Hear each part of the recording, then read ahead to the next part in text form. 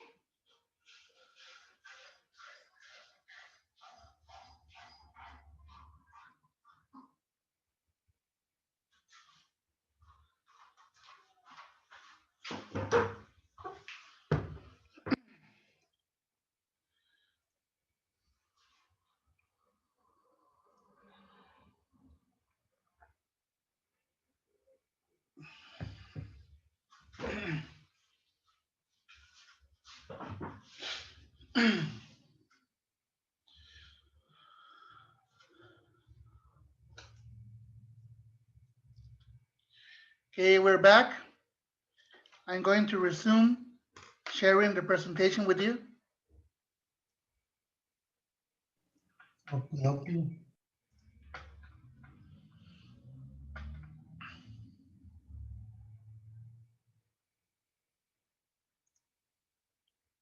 There it is.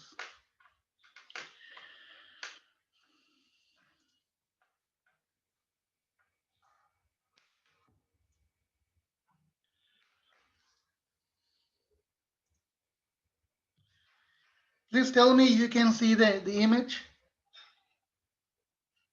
Yes. Thank you.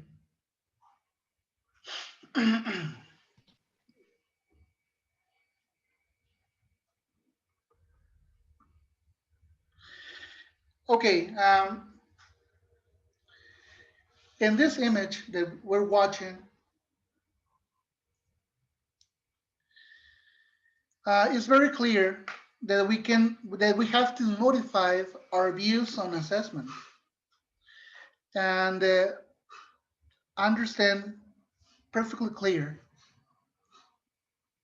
that assessment is not an isolated part of teaching, but assessment is the engine that drives the whole teaching process. Why? Because from the results that we take from the assessment that we are undergoing, we have to modify our own instruction, and therefore we can know if the work that we have been doing in the previous days or the previous lessons has been productive, or we have to reinforce some contents to help our students understand better any given content or any given input. And as we can see in this image, as teachers, we're challenged. We're challenged because I don't know if you have given it proper reflection. Sometimes we wonder what is going on. What are we doing wrong? Why are we not getting the results that we want to get? And in spite of doing everything we can or giving our best of efforts, we sometimes do not get the desirable results. So taking this into consideration, the assessment experts and also many classroom teachers have been integrating into their own teaching practice communicative language testing, and also in some cases performance-based assessment, or also called proficiency test. And nowadays, with the advent of technology and new data and new information that we have, especially in the English as a foreign language field, we're getting more and more information, more and more theories in how to teach, how to promote learning, and new theories of how intelligence works and how our students learn better.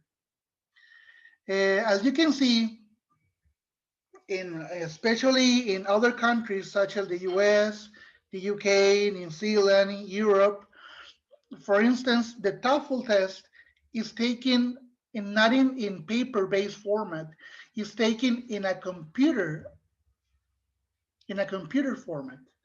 So the increase of computer-based testing is becoming more prominent in all the fields of testing and assessment. And also, since many people, many teachers worldwide, this is a worldwide phenomenon, uh, experience the lack of desirable results, they are leaning towards alternative assessment, and we're going to go through that in a moment. All of this has to do with effective assessment. We have to be very clear in the results we're having from students, because as I have been saying, those results are going to help us modify our own teaching practice.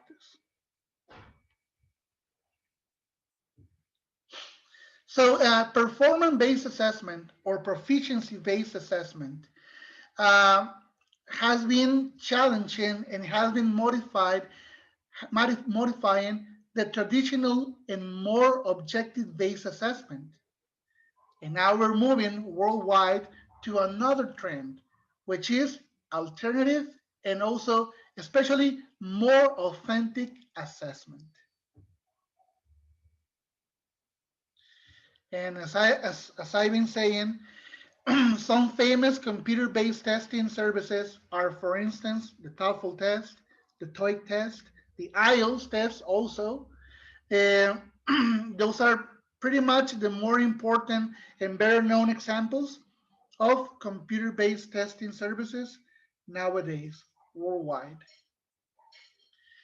Um, Jose Ignacio, can you help me with this slide, please? Sure. Some advantages of CBT. Yes, as you know, CBT stands for computer-based testing. Sorry, thank you. Continue, please. Based aspects of language.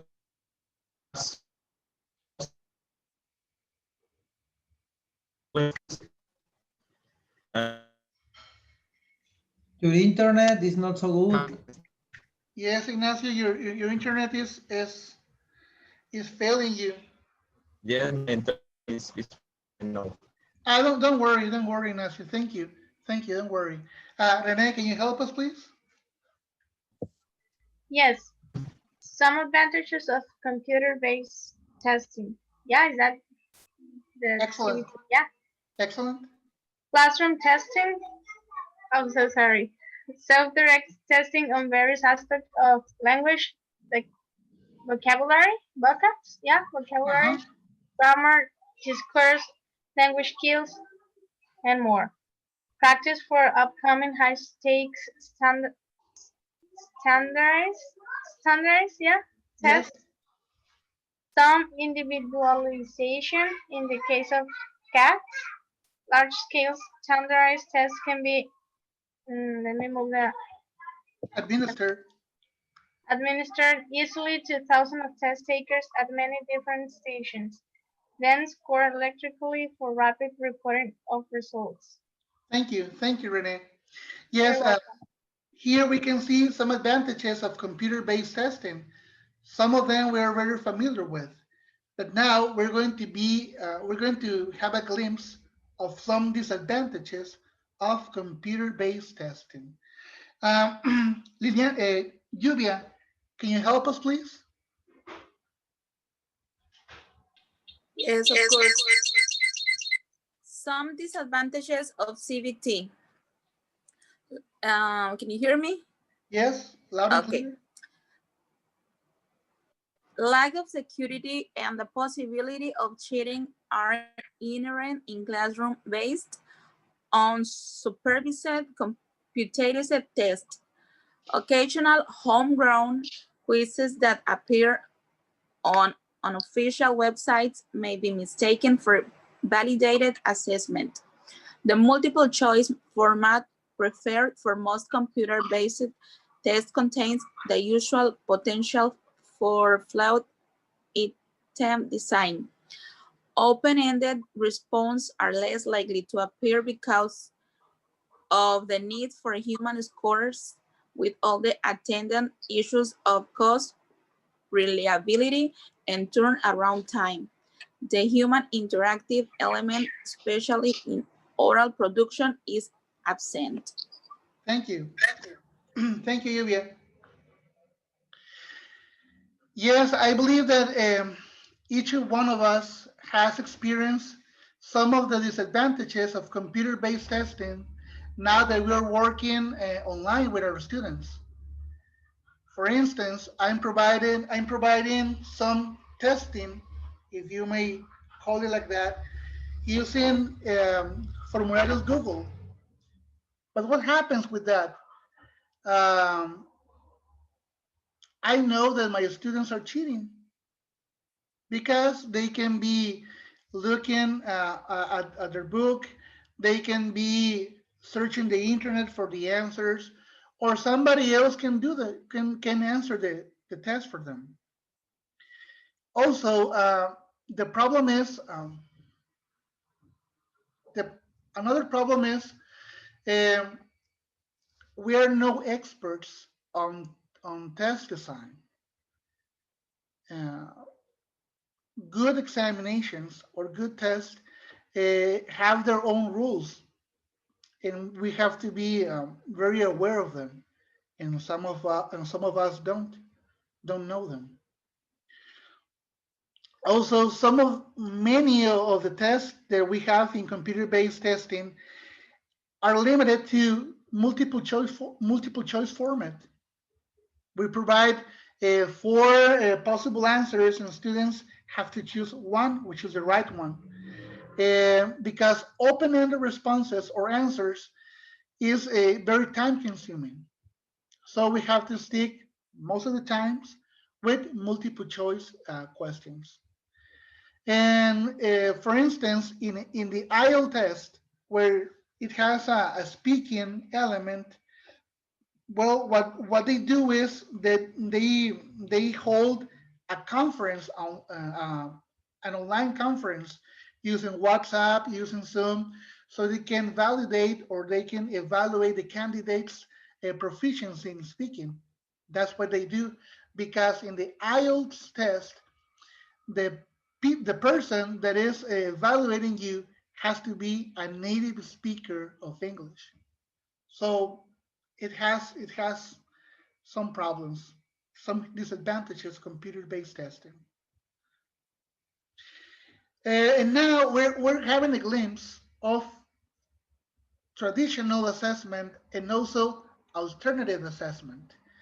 Josue, can you help us with traditional assessment, please? Okay, traditional assessment. One-shot standardized exams. Timed multiple choice format. The contextualized test items. Score suffice for feedback. Norm reference scores. Focus on the right answer.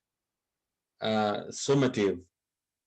Oriented to product, non-interactive performance, and foster extrinsic motivation. Thank you, Josue. Any one of you has a doubt or wants to comment some of these items of traditional assessment, or have a doubt of one of those items?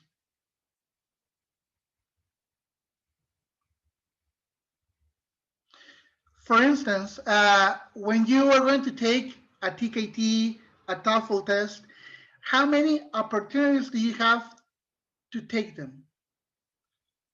For instance, you take the TKT and you get a band 1. Can you take again the same TKT uh, with the same money? No, you need to pay again, I think. You have to pay again. Yes, yes. And as you said, it's timed. So you have the pressure of time on your back.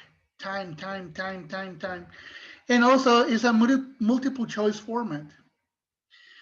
Another problem is the questions don't have a context.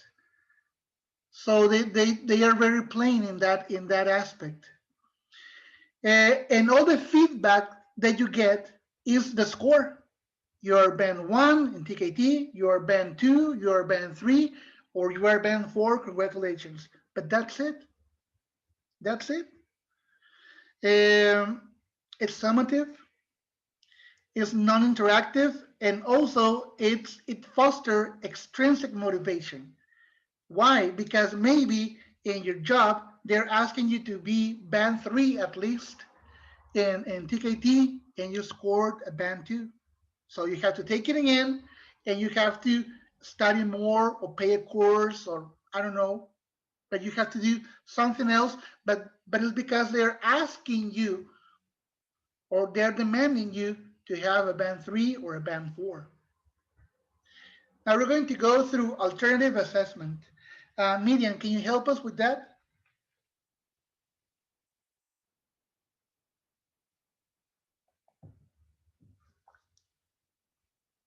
Continuous long-term assessment, untimed free response format, contextualized communicative task, individualized feedback and washback, criterion reference scores, open-ended creative answers, formative, oriented to process, interactive performance, foster intrinsic motivation. Thank you, Miriam. Now, which one do you like best? Of course, the untimed and free response format. Yes, but what is the problem with that? From the point of view of a teacher,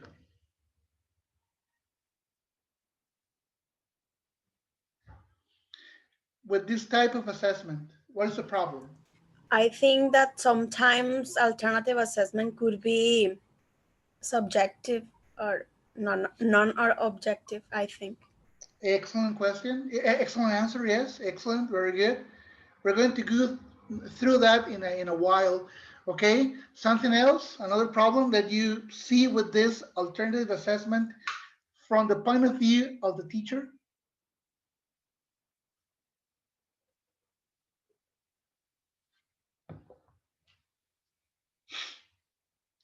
I have a question. How many students do you have in a group? 20, maybe. For me, 20, About 35. 35. 33. Who gives more? 33 or more. Okay. Okay. And how many? 40. And Yes. how many groups do you have? 8. Imagine 11. that. 11. 5. Now, do you imagine as a teacher doing alternative assessment with all of your students and all of your groups? It's a lot of work. Yeah. difficult. For Difficult. that, it's better a standardized exam because they have an option and we can do a key.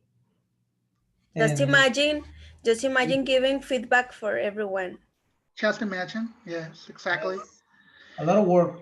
A lot of work, yes. And so sometimes you have to do what you can do, not what you want to do. That's the thing. That's the reality of teaching. But well, okay. Okay. Just keep this. Okay.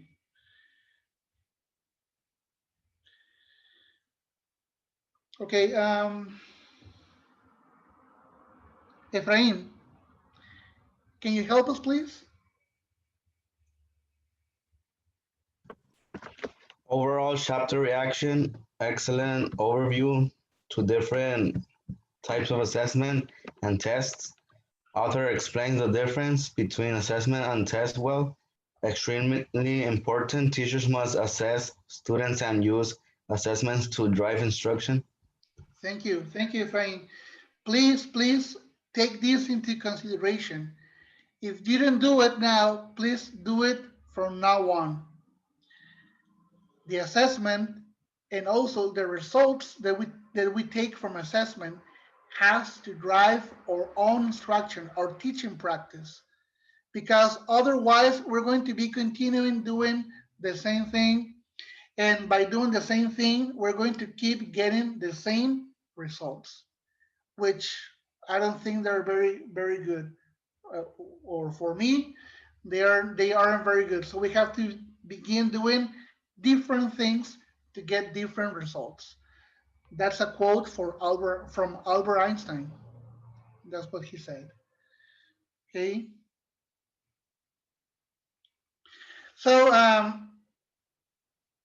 for instance, there are so many ways to assess, and with each student, we have certain assessment will work better than others. And with some groups, certain type of assessment is going to work better than with other groups. It works this way because students are different. And we have to be open-minded and be flexible to use different type of assessments. We cannot, by all means, we cannot rely on only one form of assessment, because that is not going to be fair for the students. Now, it was Ausubel, David Ausubel, who said that we as teachers, we need to know our students. We have to know their background knowledge. We have to know their interests, their strengths, their weaknesses when we are developing different type of assessments. So in my case, for instance, right now I have 29 students. Of those 29 students, 8 of them are illiterate. They don't know how to read and how to write yet. 2 of them have cognitive problems. They have special needs. So if I use the same type of assessment with all of them, it wouldn't be fair. It just wouldn't be fair, and I will be condemning those students who are illiterate or those students who have cognitive problems to score very bad grades. So I have to take into consideration the special needs, the knowledge, interest, strengths, and weaknesses of all of my students. Because what happens when a kid, for instance, a kid who has special needs, that is given a full effort, but he scores a very low grade. What do you think will happen with that kid? He's given a full out effort. He's doing the best that he or she can, but he scores a very low grade. What will happen with that kid? Maybe he or she will get stressed and frustrated. Okay. And would she or he continue to give an all-out effort?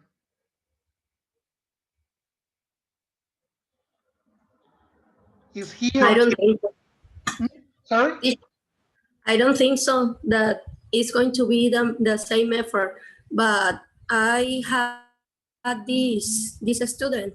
She's a girl, and she was with some of those characteristics that you are mentioned before. The mother of this child was always helping her with the activities, and she always was failing the test. But I had this different rubric for her, Okay. and always giving to her different activities than the other kids of the group. She was at first grade of secondary school. Okay. Yes, and that's what we should do. We have to modify our type of assessment according to the type of learner, because otherwise he or she will become disappointed and is going to lose motivation. And Just adapt the rubric and adapt the activities, and then she is still feeling motivated and she is still doing the activities. She never felt different from the other kids from the group, because her problem was more, how can I say, she was 12, but she acted like a 7-year-old kid. That was the problem. That's what happens. So we have to modify the activities. We have to modify our assessment according to the type of learner. Thank you, Marisa. Somebody else?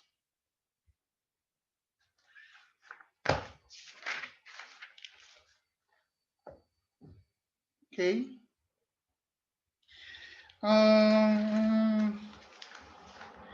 Aaron, can you help me, please?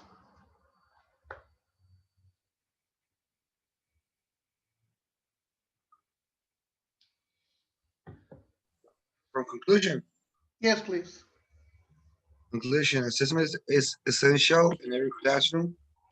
The more you know, the better prepared you will be to create and utilize valid, authentic assessments that will successfully measure your objectives. There's a plethora of resources and prints online and from other educators that are out there waiting to be used. Don't be afraid to go find what's out there and make it work in your classroom. That's to fear or not to fear. You should fear them, and we need to teach our students how to not fear them, but help them understand the purpose of tests and assessment, as well as how these measurements can help them become more successful learners, not only in school, but throughout their entire lives. Thank you. Thank you. Any comments? No. It's very clear that it's essential in every classroom, right? The assessment, because with an assessment we have no proof that the students are learning.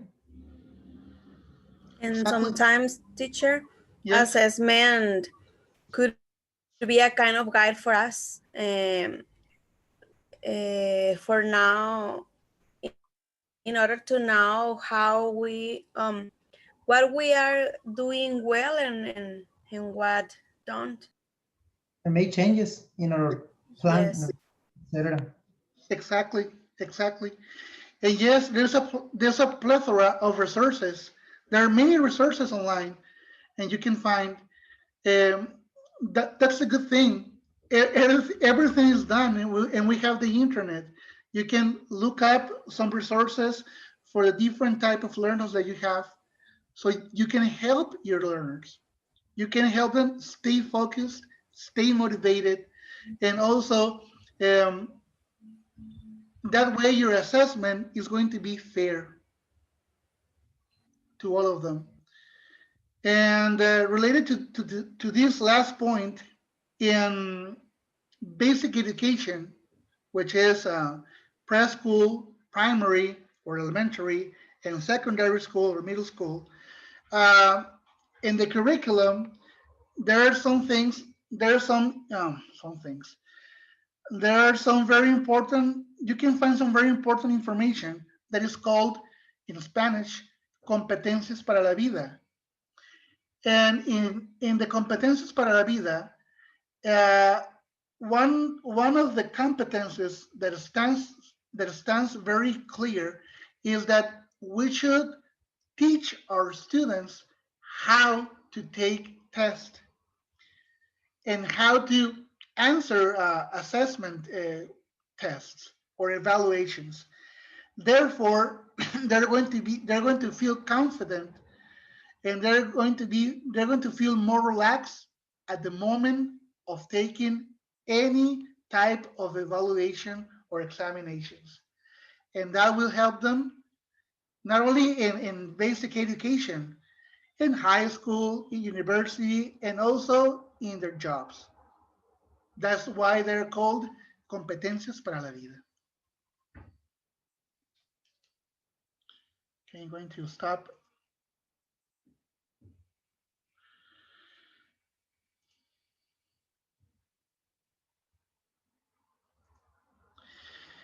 Please, can somebody help me by taking a picture? I always forget about this. And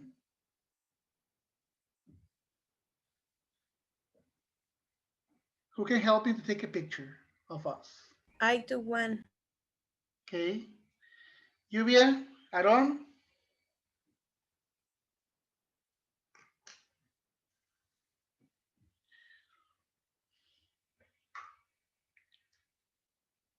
Okay, take it, please. There are two lluvias. Yes, because I'm in my cell phone and the computer. Okay. Aaron is missing. I can Aaron see is Aaron. missing. I just saw Yeah. the wall. Just take the picture, please. So we can continue. Smile.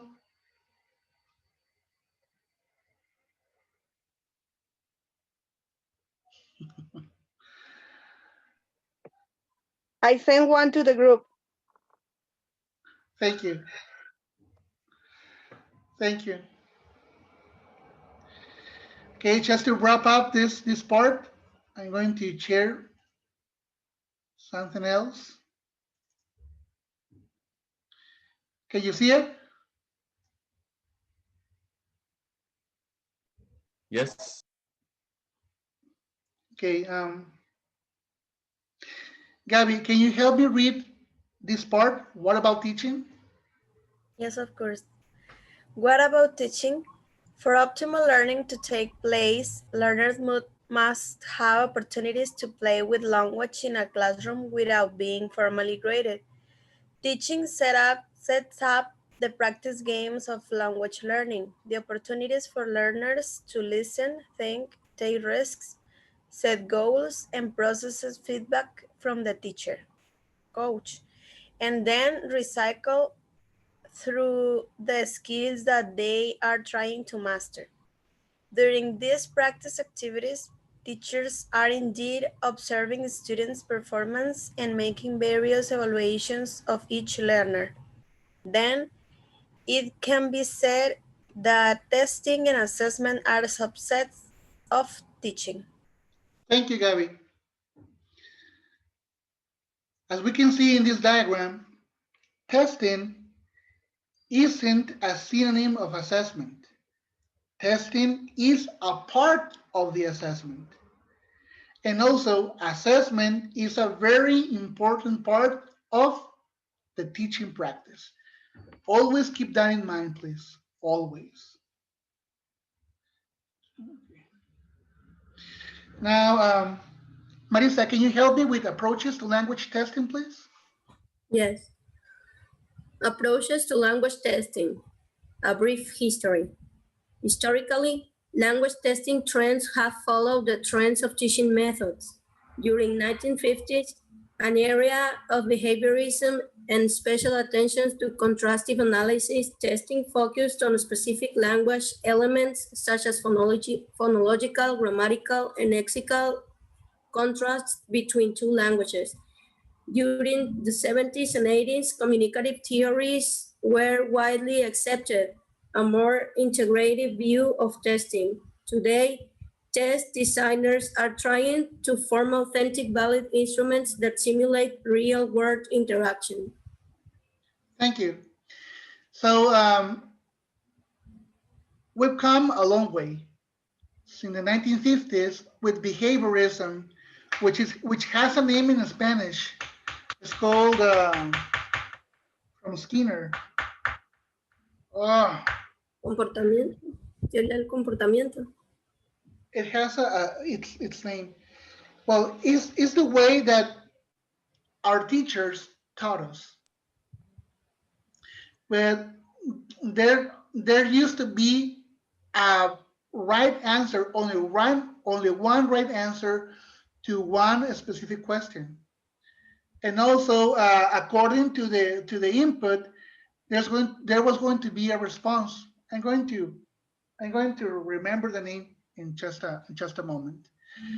But now, today, especially with assessment, the test designers are trying to form authentic and, more importantly, more interactive types of assessment because they resemble better real life and also what the student can do with the language. Because one thing is knowing about the language, and other very different thing is knowing how to do with the language. Okay, Azareli, can you help me, please? Yes. Can you hear me? Yes? Yes, okay. An overall summary test. I hope you appreciate the place of testing in assessment. Assessment is an integral part of teaching learning cycle. In an interactive, communicative curriculum, assessment is almost constant. Tests, which are a subset of assessment, can provide authenticity, motivation, and feedback to the learner.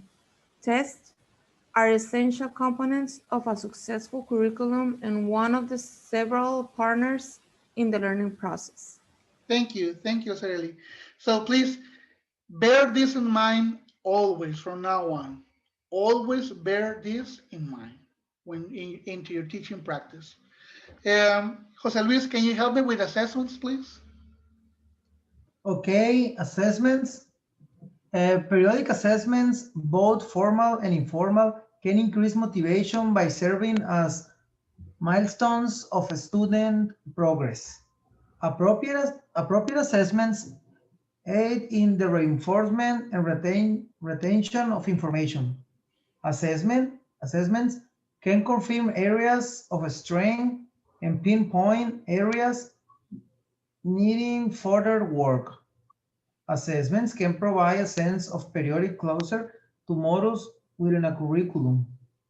Assessment can promote student autonomy by encouraging students' self-evaluation of their progress. Assessment can spur learners to set goals for themselves. Assessments can aid in evaluating teaching effectiveness. Thank you, Jose Luis. So all of these are the bright sides of assessment, of appropriate assessment. Well, guys, this meeting is about to finish, so I'm going to cut it now short, and we're going to continue with the same link. Okay, and we enter automatically. Okay. Okay, see you in a moment.